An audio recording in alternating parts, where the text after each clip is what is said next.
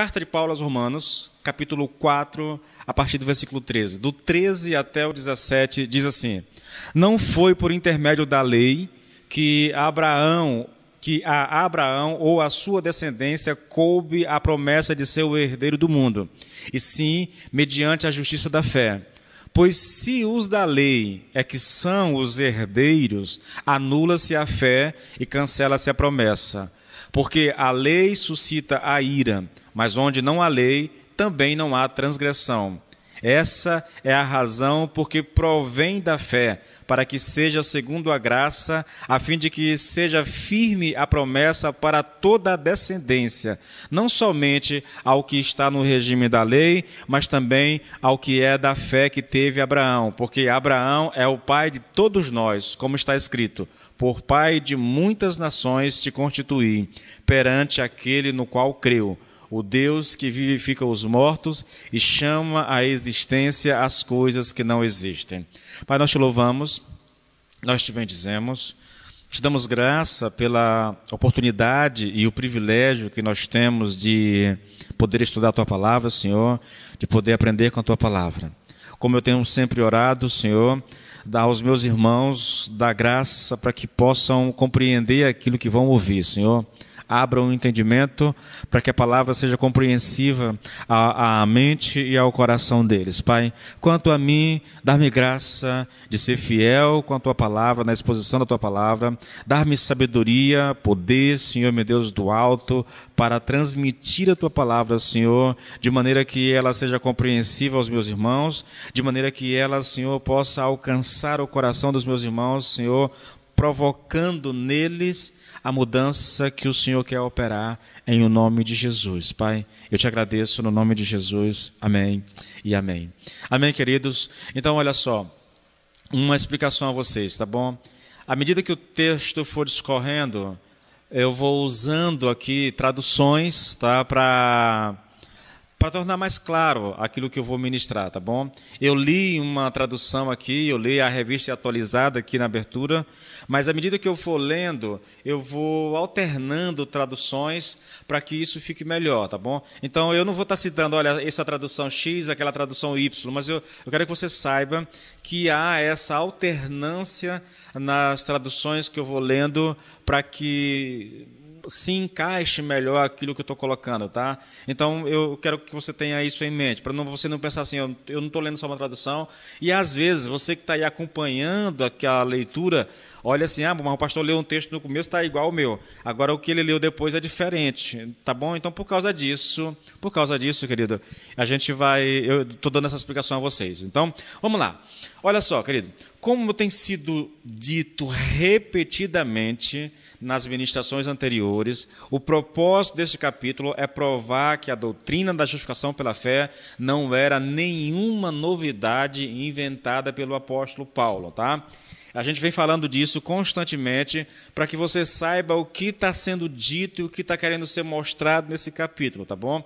Essa doutrina da justificação pela fé, ela já estava no Velho Testamento. E para provar isso, Paulo usa essencialmente a vida do patriarca dos judeus, que era, no caso, Abraão, tá bom? E ele chama como testemunha, como prova corroborativa, ele chama também o rei Davi. Tá? Ele vai citar esses dois homens nesse capítulo. Mas a essência da citação aqui toda está na vida de Abraão, portanto ele está citando Gênesis. Né? E uma vez só ele cita o livro de Salmos, né? Num Salmo de Davi, que é o Salmo 32.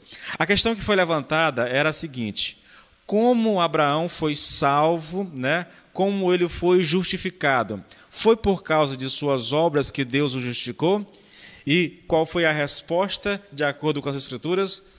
As Escrituras dizem o seguinte: Abraão creu em Deus e isso lhe foi imputado para a justiça. Dada a resposta, o apóstolo faz uso de uma metáfora para tornar claro o que diz as Escrituras. E como se isso não fosse suficiente, ele ainda traz o testemunho de Davi para corroborar o seu ensino. Tudo isso, querido, que eu disse aqui a vocês, é uma síntese do que foi ministrado do capítulo 1 até o 8. Tá bom? Tudo isso foi ministrado exaustivamente aqui em lives anteriores, tá bom? Uma vez definida que a salvação ou a justificação, entenda uma coisa, salvação e justificação aqui são palavras sinônimas, eu intercalo aqui as palavras, às vezes salvação, às vezes justificação, mas tem um só sentido, tá bom? Uma vez definida que a salvação ou a justificação não se dá por meio de obras, mas pela fé, surge um segundo questionamento. Quando ocorreu a salvação? Antes ou depois da circuncisão? E a resposta, é claro, é que a salvação ocorreu bem antes da circuncisão. Aqui eu faço uma ressalva, querido, porque eu falei a semana passada que a circuncisão ela aconteceu quase 40 anos depois. Lendo essa semana o Nicodemos, ele diz que são mais ou menos 13, 14 anos depois. Eu vou pesquisar depois isso a fundo, tá bom?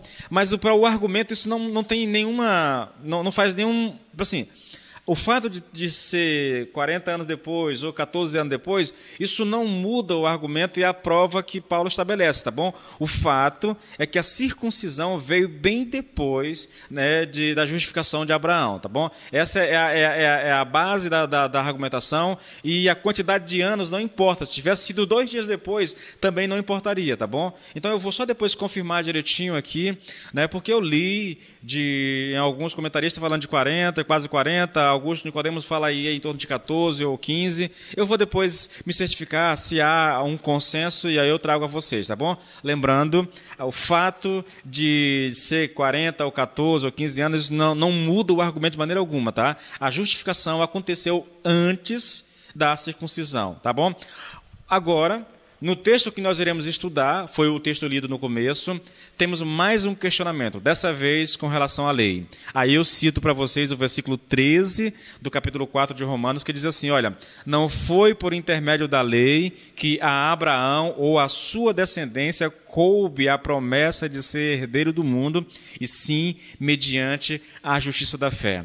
Observe, querido, que o texto traz aqui uma afirmação bem categórica. O texto diz, não foi por intermédio da lei que a Abraão ou a sua descendência coube a promessa. Entretanto, qual era a necessidade dessa afirmação? Entende? Paulo estava se antecipando aqui a um possível questionamento por parte de algum judeu que era membro da igreja lá em Roma, tá bom? Imagine, só para você ter uma noção, querido, toda a carta de Paulo, ela foi construída dessa forma. Paulo, há até um nome para isso que fugiu aqui à memória, mas Paulo, como ele está escrevendo uma carta para uma igreja, e pelo contexto de toda a carta se percebe que há um bom número de pessoas daquela igreja eram judeus, então Paulo vai sempre se antecipando aos questionamentos que poderiam surgir de acordo com aquilo que ele vai ministrando, tá bom? Então aqui ele já diz, olha, por que ele está respondendo essa questão? Por que ele está querendo, ele provou que a salvação não é por obras, mas por fé? Por causa da possibilidade de um judeu perguntar sobre isso, entendeu? Depois, ele vai e também diz assim, olha, não foi por causa da circuncisão que Abraão foi salvo, mas por causa da fé. A circuncisão vem bem depois, é um fato histórico. Novamente, ele está se antecipando a uma possível pergunta nesse sentido. Agora a questão é a lei, entendeu? A questão é a lei. Ele faz uma afirmação, e essa afirmação, querido, ela faz sentido no sentido de que há a possibilidade de alguém levantar essa questão aí, tá bom? Veja, novamente, agora, qual seria a questão que seria levantada por causa da lei? Veja, é como se Paulo estivesse diante de um debatedor imaginário, e esse debatedor chegasse para ele e dissesse assim, olha, Paulo, você já provou que o nosso pai Abraão não foi justificado por obras, também já demonstrou historicamente que ele foi justificado bem antes de ser circuncidado. Mas pergunta a você, a justificação de Abraão não se deu pelo fato de ele ter obedecido à lei? Então é o outro, entendeu? É um outro questionamento que acontece, que aparece aqui.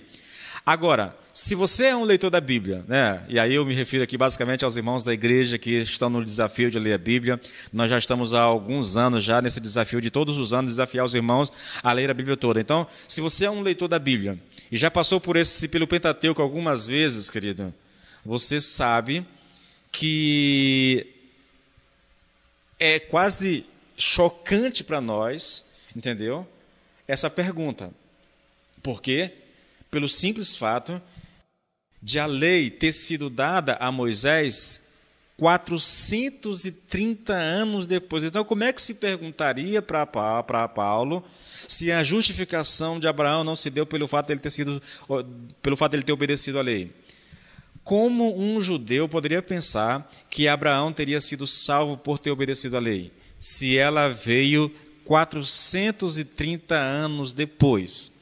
Aí eu trago uma citação de Nicodemos, querido, que talvez responda a essa questão, tá bom? É esse absurdo que vem à nossa mente quando a gente ouve uma pergunta como essa, né? Como é que alguém poderia perguntar para Paulo se ele não teria sido justificado por causa da obediência à lei, se a lei veio só 430 anos depois, mais de 4 séculos depois? Aí Nicodemos traz uma explicação que eu acho bacana, por isso eu vou fazer uma citação, é um pouquinho longa, mas para você entender o que se passa, ou o que se passava na mente de um judeu, tá bom? Ele diz o seguinte, olha, Paulo levanta essa questão porque os judeus acreditavam que as nossas promessas deviam-se ao fato de Abraão ser um guardião da lei. O argumento dos judeus era o seguinte, estou lendo Paulo, tá bom? Estou lendo o Nicodemos, tá? Deus havia revelado a lei a Abraão 430 anos antes de Moisés, de forma que Abraão sabia em detalhes tudo aquilo que um dia, 430 anos depois, Deus mostraria a Moisés. Os judeus diziam que antes de dar a lei a Moisés, Deus já havia revelado a Abraão. Abraão guardou a lei e por que fez isso, Deus havia prometido que ele haveria de herdar o mundo. Há uma citação no livro apócrifo de Siraque, continuo citando Nicodemos, escrito por judeus antes de Jesus Cristo, que diz o seguinte a respeito de Abraão. Aí eu cito agora, né, um livro apócrifo chamado Siraque, né, Siraque. Abraão guardou a lei do Altíssimo e estava em aliança com Deus. Deus lhe deu a circuncisão e quando Abraão mostrou que era fiel, Deus lhe prometeu com juramento que o abençoaria, com numerosa descendência e lhe daria a terra. Segue agora o comentário de Nicodemos. Os apócrifos não são aceitos como inspirados, mas eles eram lidos e circulavam no meio da comunidade judaica, refletindo a crença dos judeus de que Abraão havia guardado a lei e a cumprira fielmente. E por isso, Deus havia lhe dado a promessa de que um dia ele haveria de herdar a terra. É uma citação longa, querido, mas explica a crença dos judeus de que Abraão teria guardado a lei e porque ele guardou a lei, ele foi alcançado por Deus, ele foi justificado por Deus. Qual é a explicação? Deus revelou a Abraão muito antes de dar a lei a Moisés, por isso ele cumpriu. Tá? Bom, eu só estou citando a argumentação, tá, para mostrar a vocês por que o judeu crê nisso e por que essa pergunta poderia ser levantada a Paulo, tá bom? Estabelecido a visão geral de todo o capítulo, querido, eu vou voltar agora para o texto, tá bom? Agora nós vamos examinar o texto, nós vamos entrar em minúcias com relação ao texto. Até aqui, eu estava só dando a vocês uma visão geral daquilo que é a carta, tá? A carta é baseada em 3 questionamentos, né? Abraão foi salvo pela fé ou pelas obras? Abraão foi circuncidado antes ou depois de ser justificado? Abraão foi justificado porque obedeceu à lei, né? São questionamentos que são feitos. Bom, mais uma vez, eu vou ler agora, de novo, tá bom? O versículo 13, para a gente começar a estudar ele então. Diz assim, não foi por intermédio da lei que a Abraão ou a sua descendência coube a promessa de ser herdeiro do mundo, e sim mediante a justiça da fé.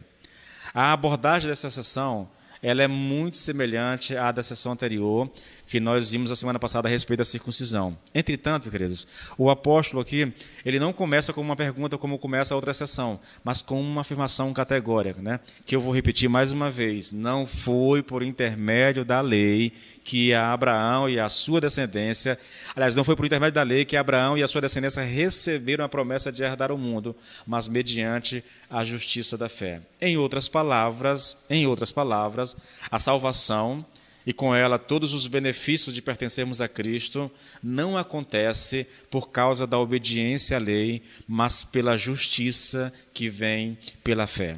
Isso é muito importante, querido. É importante que você tenha isso em mente, tá? Que este argumento De Paulo em favor da justiça que vem pela fé, em detrimento da lei, é um argumento histórico. Tenha isso em mente. Ele está dizendo o seguinte: olha, não foi, mesmo que os judeus acreditassem que a lei fosse revelada, tinha sido revelada a Abraão 430 anos antes de Moisés, né? Esse não é o ensino bíblico, isso não é o que aconteceu de fato, tá bom? Então ele vai dizer o seguinte: olha, a pergunta de vocês tem uma única resposta, tá? Abraão foi justificado pela fé muito, mas muito tempos antes de Moisés receber a lei. E mesmo que vocês acreditem nisso, isso não é verdade com relação a Abraão. Ele não recebeu uma revelação de Deus, da lei, né, de maneira minuciosa, e ele obedeceu, e porque ele obedeceu, Deus o salvou. Isso não é verdade. Bom, como se isso não bastasse, querido, né? Como se esse argumento da historicidade da lei não fosse suficiente, o apóstolo Paulo vai lançar mão de provas, de outras provas, para afirmar, mas de maneira cabal, a impossibilidade de a lei ser a causa da justificação de Abraão ou de quem quer que seja. Veja, ele estabelece uma coisa, um argumento histórico. A lei foi dada 430 anos depois. Então, a justificação não tem como causa a obediência à lei. Mas ele não se dá por satisfeito só com isso, entendeu? Ele vai adiante. Agora ele vai trazer outras provas, onde ele vai firmar ainda mais a impossibilidade de a lei ser a causa da justificação, seja de Abraão ou seja de quem quer que seja. Aí, querido, ele começa a estabelecer isso aqui a partir do versículo 14. Ele começa a demonstrar, ele começa a apresentar prova de que a lei ela está impossibilitada de salvar quem quer que seja. Então vamos para o versículo 14, tá? E basicamente eu vou encerrar essa ministração aqui porque há muita coisa para ser destrinchada aqui, tá bom? Talvez eu entre um pouquinho no versículo 15, mas nós vamos gastar um tempo aqui no 14, tentando entender tudo aquilo que Paulo está dizendo aqui, tá bom? Olha só, o texto diz assim: se são... Aí eu já estou alternando aqui a tradução, tá bom? Estou lendo outra tradução. Se são os seguidores da lei que devem ser os herdeiros, então a fé é tornada fútil e vazia de todo o significado, e a promessa de Deus é invalidada, ou seja, ela é anulada e não tem poder. Aqui Paulo começa a demonstrar, ele deixa de lado o argumento histórico, e ele começa a dar outras provas de que a lei ela é incapaz de salvar quem quer que seja, querido. Eu cito Lloyd Jones. Lloyd Jones diz o seguinte: olha, a própria natureza da lei prova que a promessa não foi feita por meio dela, da lei, e sim inteiramente por intermédio da justiça da fé. E por que ele diz isso? Repito, querido, olha o que Paulo diz. Veja, se são os seguidores da lei que devem ser os herdeiros, então a fé é tornada fútil e vazia de todo o significado, e a promessa de Deus é invalidada. O que ele está dizendo aqui? Se a salvação, se a justificação, se a promessa diz respeito aos que vivem pela lei, então a fé é inútil. A fé é vã, ela é fútil e ela é vazia de todo o significado. O que isso significa? Se é verdade que os seguidores da lei devem ser os herdeiros, então não há necessidade de fé. É isso que Paulo está dizendo. E por que não, querido? Aí, irmãos, novamente, olha, porque a lei sempre se refere às nossas ações, à nossa conduta e ao nosso comportamento. E no momento em que nós introduzimos a lei, nós estaremos voltando às obras. Aí alguém pergunta assim: mas pastor, já não foi provado que a justificação é pela fé e não por obras? Exatamente, querido. É por isso que a própria natureza da lei prova que não é pela lei que nós somos justificados. Será que você consegue entender o que eu estou colocando? Entende? Será que você consegue captar isso? A própria natureza da lei, querido, prova de que a salvação não pode ser pela lei. A natureza dela. Por quê, irmãos? Porque quando nós falamos de lei, querido, nós estamos falando de ações, de conduta, de comportamento, fazer isso, não fazer aquilo. Então, é lógico que isso, quando eu digo isso, se você faz aquilo, se você não faz aquilo, você é salvo, eu estou remetendo a pessoa, querido, para a lei e, consequentemente, a obras. Eu estou falando de obras, de comportamento. Mas já foi provado, e foi o primeiro argumento que Paulo derrubou. Nós não somos salvos pelas obras, nós somos salvos pela fé. Entendeu? Agora, vamos lá. Veja, olha, eu como estudante da Bíblia, eu diria o seguinte, para mim isso é mais que o suficiente, eu não precisaria mais gastar tempo com isso. Paulo já mostrou historicamente, entende? Que a salvação não pode ter sido, não aconteceu por causa da obediência à lei. Por quê? Porque a lei aconteceu, veio só depois de quase 4 séculos e meio depois de Abraão. Então, como que algo que veio 430 anos depois da justificação de Abraão pode ter sido a base para a justificação? Ah, mas aí o senhor não citou, pastor, que os judeus criam. Sim, querido, o fato deles crerem não quer dizer que isso seja certo, entendeu? Não há em nenhum lugar da Bíblia prova de que Abraão recebeu uma revelação específica de Deus a respeito da lei, que ele obedeceu essa lei, e porque ele obedeceu essa lei, ele foi justificado. Tá? Como se isso não bastasse, aí nós temos a questão da própria natureza da lei. Entendeu? A própria natureza da lei prova que não é possível alguém ser salvo. Mas Paulo ainda não para aí, querido, não para. Veja, ele diz o seguinte, na primeira parte, ele diz o seguinte, olha, se os seguidores da lei, veja, se são os seguidores da lei que devem ser os herdeiros, então a fé é tornada fútil e vazia de todo o significado e a promessa de Deus é invalidada. O que ele está dizendo? Se é verdade que são os seguidores da lei que são os herdeiros da promessa, então não há necessidade nenhuma da fé. Tá? É só isso, irmãos. Agora ele vai adiante. Ele diz, a promessa de Deus é invalidada. Não só não há necessidade da fé, como a própria promessa de Deus é invalidada. Ou seja, ela é anulada, ela não tem poder. E o que ele quer dizer com isso aí, irmãos? O que ele quer dizer com isso? Aí eu faço uma citação longa também de Lloyd Jones para explicar direitinho. Se você disser que a promessa a Abraão foi feita com a condição de que ele observasse ou guardasse a lei, isso imediata e automaticamente significaria que a promessa nunca poderia ter sido feita, nem jamais poderia ser cumprida. Por quê? Simples, irmão. Porque, como Paulo já o tinha provado, nunca se encontrará alguém capaz de cumprir a lei. Portanto, se Deus tivesse dito a Abraão, vou fazer-lhe uma grande promessa, porém com a condição de que você cumpra a lei, então faria bem, diz Lloyd Jones, em não ter feito a promessa. Por quê, irmãos? Simples, querido. Simples demais, irmãos. Ninguém consegue obedecer à lei. É simples assim, querido. Vou te dar provas disso, irmãos, para que você não pense assim, o pastor está inventando coisa, o pastor está falando coisa com coisa aí. Deixa eu te mostrar isso na Bíblia. Querido, é uma afirmação categórica essa, e eu consigo provar muito facilmente. Nenhum ser humano nessa terra, com a exceção do Senhor Jesus Cristo quando ele veio aqui, nenhum ser humano consegue obedecer a lei na sua totalidade. Isso é impossível, irmãos, impossível. Quer provas disso? Vou te dar alguns textos aqui, olha só.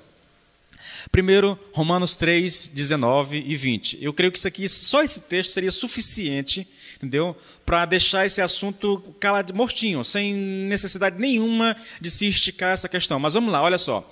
Romanos 3, 19 e 20. Ora, sabemos que tudo que a lei diz é dito aos que vivem sob a lei, debaixo da lei, para que toda boca se cale e todo mundo seja culpável diante de Deus. Veja, tudo que a lei diz tem um propósito, irmãos, tornar todo mundo culpado diante de Deus. Percebe isso? Agora olha o versículo 20. Porque ninguém, veja, ninguém será justificado diante de Deus por obras da lei. Por quê? Paulo responde, porque pela lei vem o pleno conhecimento do pecado. É muito claro isso, mas se isso não basta, volta um pouquinho mais, nós estamos no versículo 19 e 20, volta para o 10, olha o que Paulo diz aqui no 10, olha, como afirma as Escrituras, ninguém é justo, nenhum sequer. Ninguém jamais seguiu realmente as veredas de Deus, nem mesmo desejou verdadeiramente fazê-lo. Todos se desviaram, todos caíram no erro, não há ninguém que faça o bem, nenhum sequer. Consegue perceber, querido? Vocês conseguem? Agora, irmãos, pensem no seguinte. Pense se Paulo estivesse aqui de alguma forma ensinando, né, que seria possível alguém, pela obediência à lei, ser salvo. Eu queria mostrar a vocês, querido, que se ele dissesse isso, irmãos, haveria aí uma tremenda contradição da parte de Paulo entre o que está escrito aqui no 4 e o que ele escreveu no 3. Tá? Vamos deixar isso de lado. Veja, olha só. O argumento de Paulo está baseado na natureza da lei. Tá? Só que agora ele vai expandir isso mais ainda, irmãos. Mais ainda. Eu cheguei no versículo 15, né? Ele vai expandir isso mais ainda. O 14 é só uma manifestação da natureza da lei. Ela não pode salvar. Por quê? Porque quando Deus a deu, ela não tinha o propósito. O propósito da lei, a natureza da lei é expor o pecado do ser humano, querido. Só isso. É tornar o mundo culpável diante de Deus. Ninguém pode ser justificado pela obediência à lei. Pronto, acabou. Entendeu? Agora, Paulo vai mais adiante, irmãos. E aqui isso assusta a gente, tá? Ele diz, porque a lei resulta em ira, mas onde não há lei, também não há transgressão dela.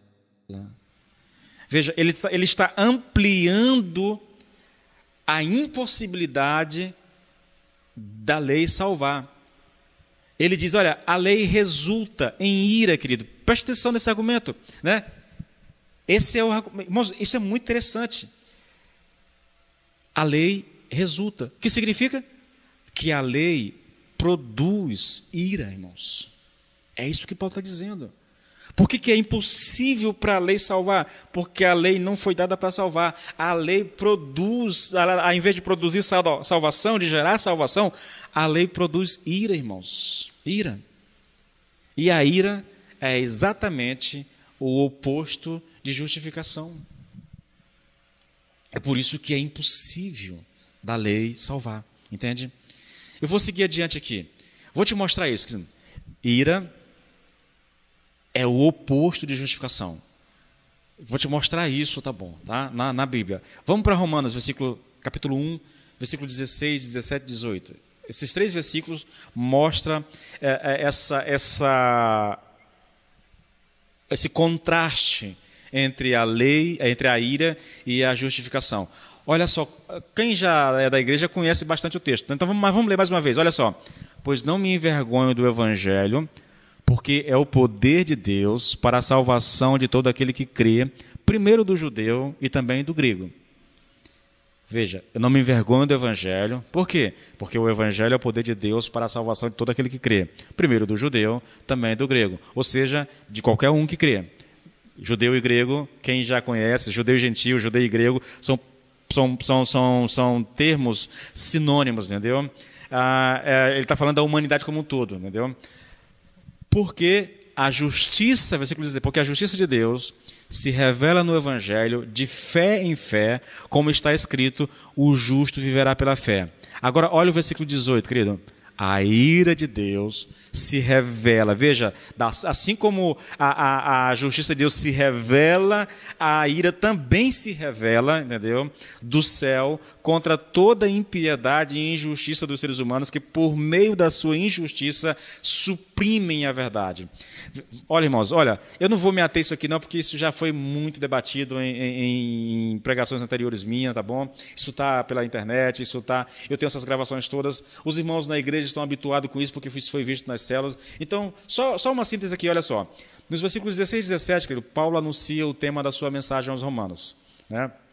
Ele vai falar da justiça de Deus, ou seja, ele vai falar do meio pelo qual o homem pode ser justificado diante de Deus, o meio como Deus salva o ser humano.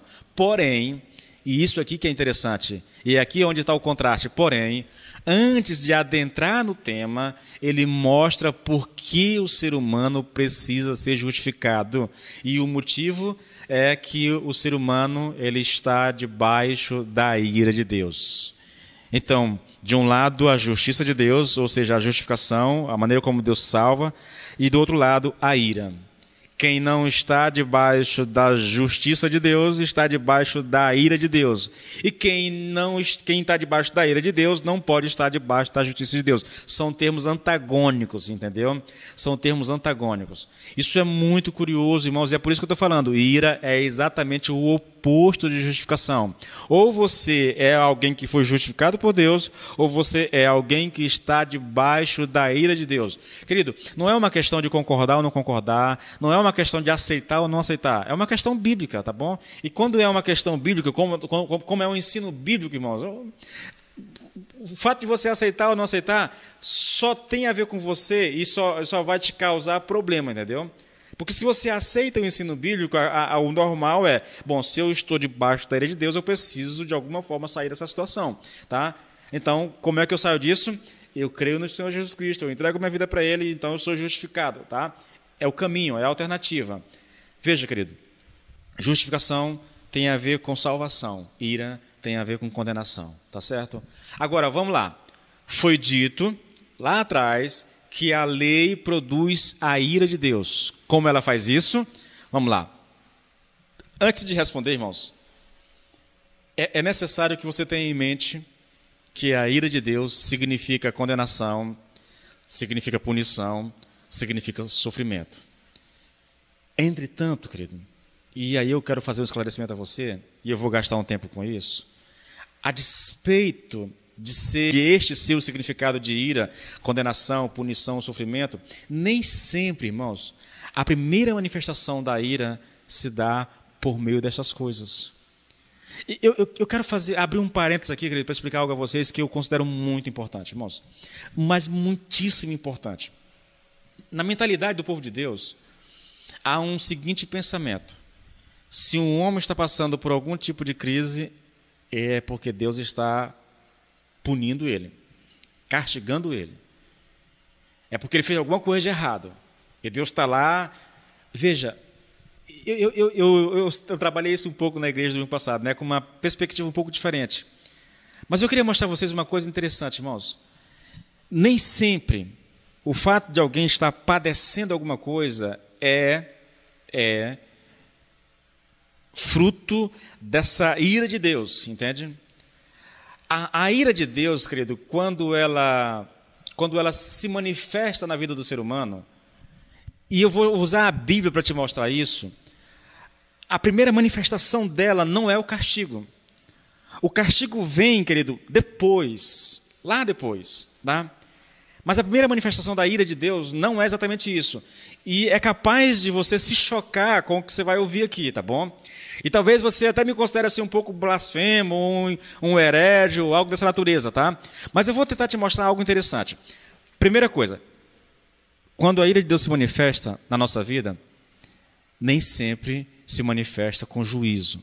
Na verdade, eu diria a você que na imensa maioria das vezes não é com juízo, tá?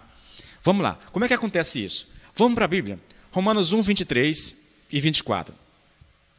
O que eu estou tentando te mostrar aqui, para que você entenda melhor o que eu estou dizendo, é que nem sempre a primeira manifestação da ira de Deus se dá por meio do sofrimento, da condenação, do juízo, né? Nem sempre, né?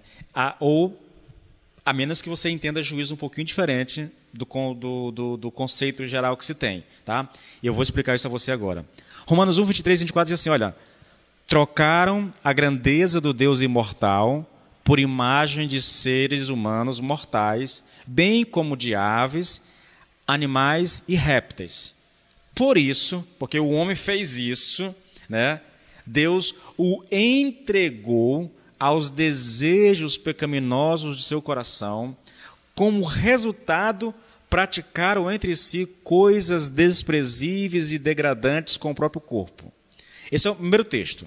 Se você seguir essa descrição que Paulo faz aí, ele vai descrever pecados sexuais, adultérios, homossexualismo, uma série de coisas. O que eu quero te mostrar com esse texto é o seguinte: quando Deus está irado com o homem, ele entrega o homem aos desejos do seu próprio coração.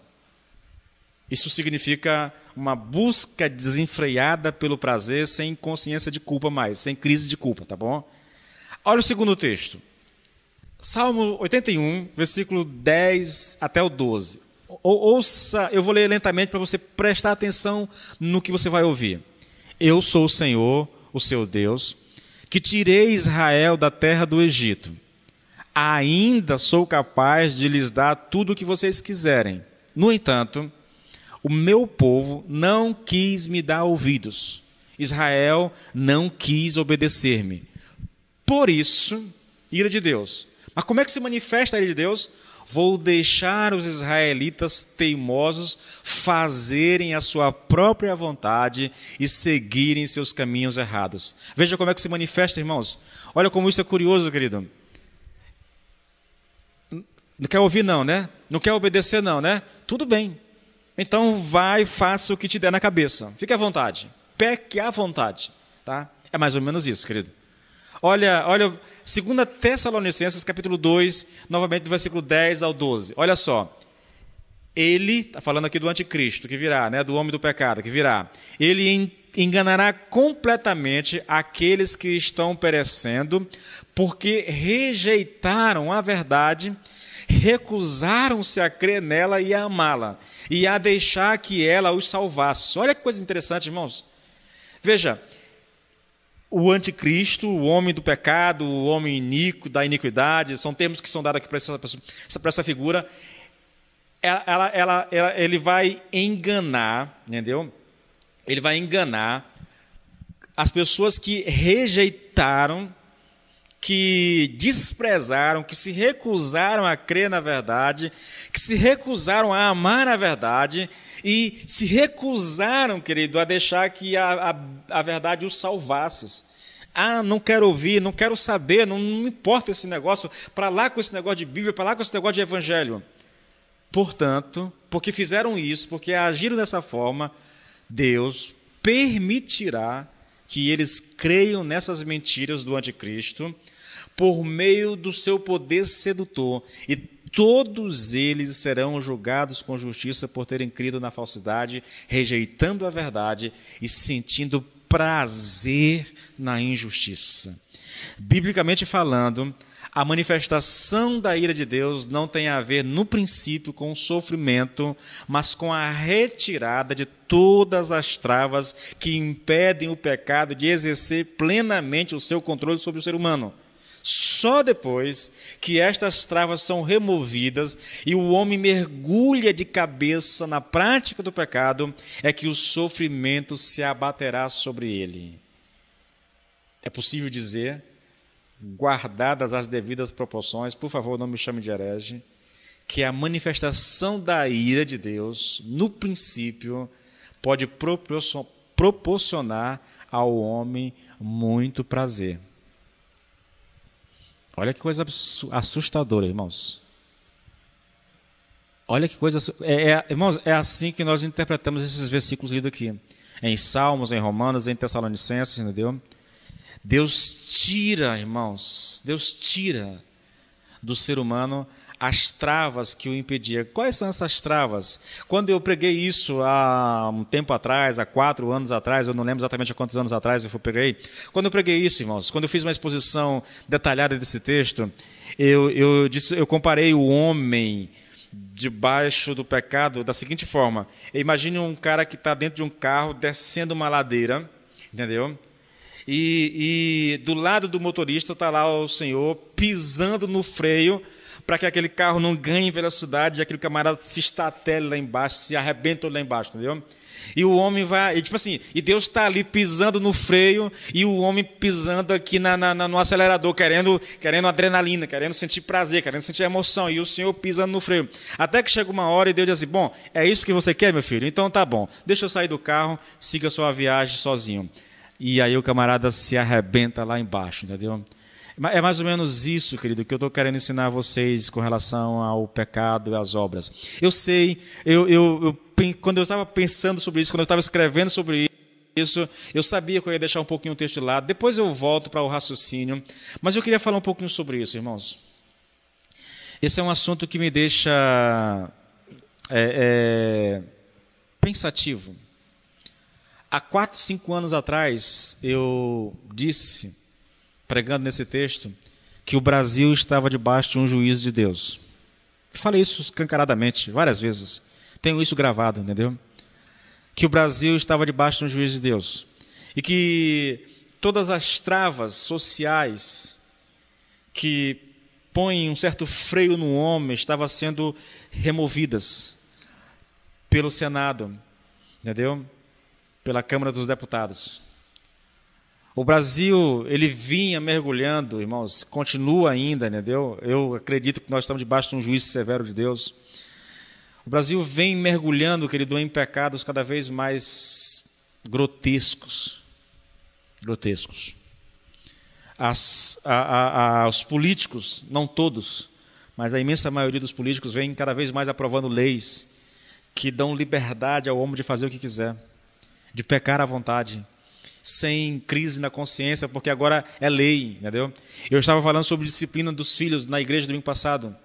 Uma moça da igreja me mostrou a lei da palmada, né? Você não pode, irmãos, um pai não pode corrigir, pegar uma sandália, pegar um cinto e dar uma lapada nos filhos, corrigindo os filhos. Porque se alguém denunciar esse pai pode ser preso, entendeu? Isso é tirar as travas, irmãos, as travas, que de certa forma impedem o ser humano de avançar no pecado. Aí você pode pensar, querido, nas muitas leis aprovadas recentemente no Brasil, entendeu? Com relação à questão da família, com relação à questão da educação nas escolas, e eu não vou aqui citar tantas, mas cada vez mais essas travas vêm sendo removidas. E cada vez mais o pecado vem sendo fomentado na nossa nação, irmãos. É ira de Deus sobre o Brasil. É ira de Deus sobre o Brasil, irmãos. E é lógico, né? Eu não sou tolo de achar e de dizer aqui para vocês que o cumprimento disso é agora a pandemia. Mas eu não posso negar a vocês, irmãos. Eu me sinto muito tentado, querido, de olhar para o que está acontecendo no mundo. E eu digo a vocês, para mim, pessoalmente, é uma questão pessoal, eu não vou ensinar isso, não vou dizer que, mas na minha concepção, a maneira como eu leio tudo o que está acontecendo hoje, é que nós estamos experimentando essa manifestação, não mais o início da manifestação, onde o homem é liberado para fazer o que quiser, mas nós estamos experimentando o sofrimento causado pela ira de Deus sobre nós, querido. O mundo está debaixo disso. Já falei isso a vocês aqui, em live, em vídeo aqui, já falei isso a vocês, irmãos. O pecado vinha acontecendo de uma forma muito desenfreada, irmãos. A passos galopantes, cada vez mais, cada vez mais. Sim, nós temos, pelo menos no Brasil, né? Nos Estados Unidos não é muito diferente daqui, nós temos visto, querido, muita gente ainda mergulhado na prática do pecado de uma maneira vergonhosa, vexatória mesmo.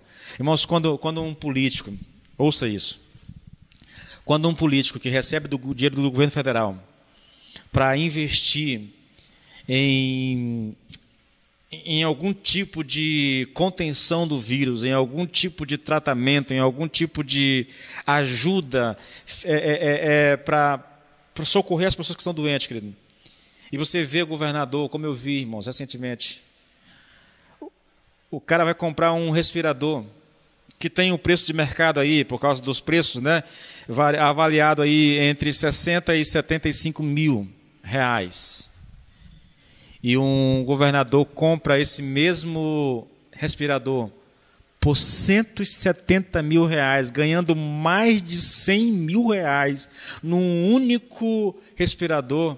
Isso é dinheiro do governo federal, que foi dado a ele, irmãos, para investir na saúde do povo do seu estado.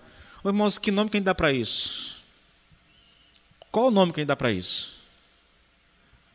Um homem desse, querido, sinceramente, honestamente, merecia morte súbita. Sério, irmãos. Não estou desejando mal para o governador. Eu só estou fazendo uma avaliação moral, de juízo aqui com relação a essa... Porque esse camarada compra aí... Irmãos, imagine que um cara desse compre aí 20 respiradores, ganhando R$100 mil em cada respirador. Sabe, é revoltante, querido, é revoltante. Nós estamos debaixo de um juízo de Deus, irmão, não tenha dúvida disso. Tá? E entenda, a manifestação da ira no início, ela não tem a ver exatamente com esse castigo. Ela tem a ver com a remoção das travas no ser humano, que o impedia de mergulhar de cabeça no pecado. Aí nós temos, querido, nós temos a escola, foi tirada a autoridade dos diretores, dos professores, o aluno faz o que quer, entendeu? Ameaçando o professor o tempo todo. Nós temos a família, aí vem leis aprovadas no sentido de que o pai não pode corrigir fisicamente um filho, tem que sentar com o menino e conversar ali. Imagine um pai conversando com um menino de 6 anos de idade, como eu tenho aqui 2 mocinhas aqui de 6 anos de idade, entendeu? Imagine a conversa, o diálogo, entendeu?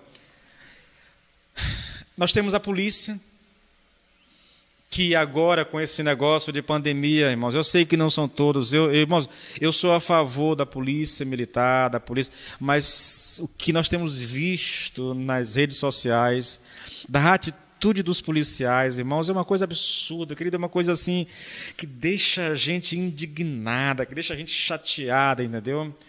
Uma manifestação, um autoritarismo, querido, sem cabimento. Recebeu ordem para isso. Não importa, irmãos, não importa. A polícia é para prender bandido e não cidadão de bem que está querendo trabalhar. Não existe isso, irmãos. Não existe isso. Tá? A polícia perde a autoridade, perde a referência que tinha, entendeu? Com esse comportamento. Porque nem todos vão saber separar, querido, o policial que está lá agindo irresponsavelmente, né, do restante que não age daquela forma, entendeu? Então nós temos, todas as travas vêm sendo removidas, irmãos, vêm sendo removidas. Olha aí a questão do aborto, né? Graças a Deus foi barrado lá no Supremo Tribunal Federal, agora a questão do aborto, né? Mas a nação brasileira, irmãos, na verdade o mundo está sofrendo de um juízo terrível da parte de Deus, irmãos. Eu não consigo ver de outra forma, querido. Não consigo ver de outra forma, tá bom? Então, olha só, eu vou deixar esse assunto de lado aqui. É um assunto que mexe comigo demais, tá? É uma coisa que me deixa perturbado, realmente. E por isso que eu me programei para gastar um tempo maior com isso aqui. Olha, querido, repito para você. Ou você está debaixo da justiça de Deus, portanto é alguém que foi salvo, não só perdoado dos seus pecados, mas recebeu a justiça de Cristo na sua própria vida, ou você está debaixo da ira de Deus, irmãos. Querido, não há um meio termo entre essas duas realidades. Ou nós estamos debaixo da justiça de Deus, ou nós estamos debaixo da ira de Deus. Pastor, como é que eu sei qual é a minha posição? É simples, irmãos. É simples. Você teme a Deus? Você crê em Jesus Cristo como teu único Senhor e Salvador? Você já fez essa decisão, né? Já tomou isso, já tornou isso público, entende? Porque senão, irmão, você está debaixo da ira de Deus. Pastor, mas eu não creio nisso. Querido, não é uma questão de crer ou não crer. Isso não tem a ver, entendeu? Esse é um ensino de Deus para nós. Acabou. Vou seguir só mais um pouquinho e eu vou encerrar, tá bom? Vamos voltar aqui à nossa pergunta. Como a lei produz a ira? Vou responder isso e terminar, tá bom, irmãos? Porque eu acho que o meu tempo aqui já está estourando já. 20 mais 30, 50 minutos. Eu vou já encerrar, tá bom? Vamos voltar aqui à nossa pergunta. Como a lei produz a ira? Como já foi dito no capítulo 3, pela lei vem o pleno conhecimento do pecado. A função da lei, portanto, irmãos, é definir e apontar o pecado. E onde o pecado se manifesta, onde o pecado se manifesta, com ele também se manifesta a ira de Deus. É lógico, não tem como fugir disso, tá bom? Olha, eu vou fazer como é que a lei se manifesta? Dessa forma, tá bom? Onde o pecado aparece, a lei chega junto. A lei produz ira, irmãos, entendeu? A lei produz ira. O pecado se manifestou, a lei chega junto com a sua ira, entendeu? Não tem como, isso é uma realidade, não há como fugir disso. Irmãos, pense lá em alguns textos. Olha, a alma que pecar, essa morrerá. Ira, entendeu? O salário do pecado é a morte. E você pode pegar os textos onde o pecado se manifesta, a lei vem junto. Com a lei, a ira. A lei produz ira, irmãos. Agora, existe uma outra maneira da lei produzir ira, tá bom? Aí eu cito Lloyd Jones aqui, ele está citando o capítulo 7 aqui, entendeu? E ele vai mostrar um outro meio onde a lei também pode produzir a ira, entende? Olha só, vou ler para vocês porque é uma citação de Lloyd Jones.